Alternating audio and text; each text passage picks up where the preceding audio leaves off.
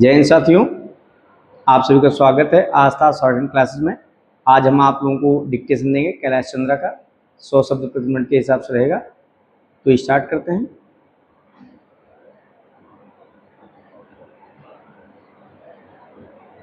Yes, ready, start. Now sir, honourable members will recall that the bill was introduced in the House of the People on the 2nd September 1953. It has had a long history, and in one form or another, it has been before the public since the end of 1949 in the object of statement of objects and reasons. The various stages through which the bill has passed since 1946 have been summarized, and I need not recapitulate on this occasion the circumstances in which the then government of India took the decision in early 1946 to initiate an inquiry into the reform of our company law. I would remind honorable members that between 1946 and 1948, the entire field of company law was carefully reviewed by two distinguished company lawyers who were appointed to recommend the broad lines on which the present act should be revised.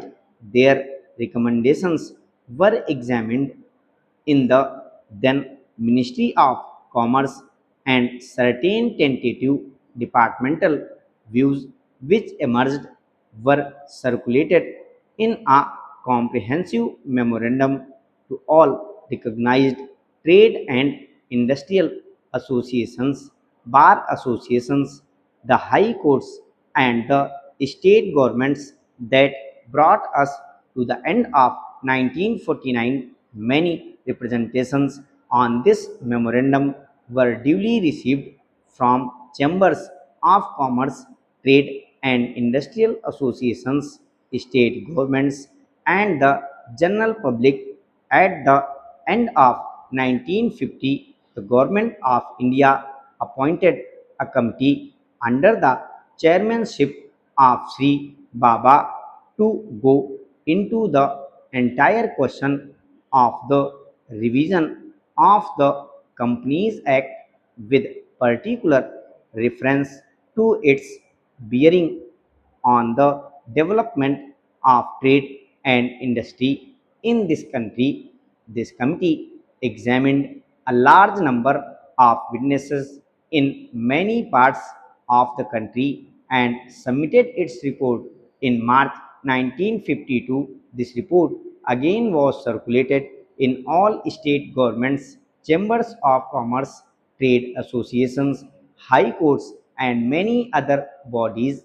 At the same time, a special officer was appointed in the Department of the Economic Affairs, Ministry of Finance, to examine the report in the light of the views received from the interested public and to submit proposals to government for the revision of the present act. The bill now before the House is based largely on the recommendations of the Company Law Committee, modified in a few particulars. Honorable members will notice that so far as public relations go, the bill has covered adequate ground in a measure like the Companies Bill, however, which covers the entire field of the operation of joint stock companies. The limits of consultation and discussion can never be exhausted, and I would like to inform honorable members that although the bill was introduced in Parliament over 7 months ago, our officers have been engaged throughout this period in further studies and informal discussions with the interests concerned, and on occasions I have also participated in such discussions. I have also given some further thought to some of the issues arising out of the bill, and I propose at the appropriate stage to bring before the select committee any changes in the provisions of the bill which seem to me to be worthy of consideration. In the light of this further examination, no honorable members will have noticed that the bill contains 6 clauses and 12 schedules. I think it is probably one of the longest legislative measures in recent legislative history, but its size might be regarded as misleading unless I make a few comments. The bill is both, one must remember, a consolidating and amending measure as mentioned in the statement of objects and reasons. This is the first opportunity which has occurred since 1923 for the consolidation of the Companies Act. Advantage has been taken of this opportunity to redraft several long and complicated sections of the present Act, which have been split up into a large number of clauses. This is the largest single factor accountable for the increase in the number of clauses in the bill. New clauses embodying substantial changes in the present law would hardly constitute more than a small fraction of the bill.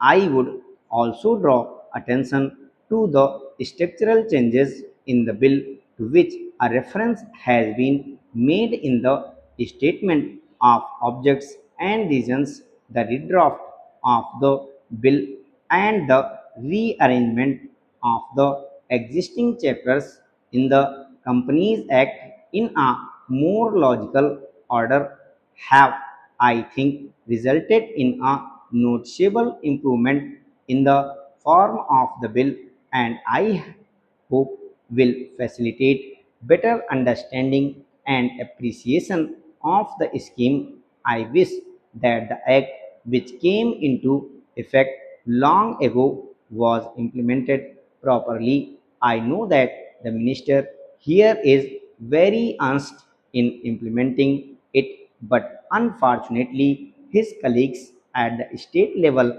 are disappointing him. Unfortunately, no steps have been taken for trimming or tuning up the administration at the state level and at the district levels. They have to be taken immediately. I should like now to make a few observations on the budget. This budget marks a turning point in the history of our country. It is no use attempting, as some of my friends have done, either to deprecate the budget very strongly or to suggest that we are not witnessing a new revolution in our methods of fiscal training and technique. I want it to be quite clearly pointed out to my friends that we are now facing the lean years of Indian finance. Hitherto, we had revenue surpluses which were a form of public saving and which were meant to be utilized for capital development. Hereafter, this form of revenue surplus would not be available. We have therefore to find out ways and means of implementing our great program of national reconstruction at minimum cost.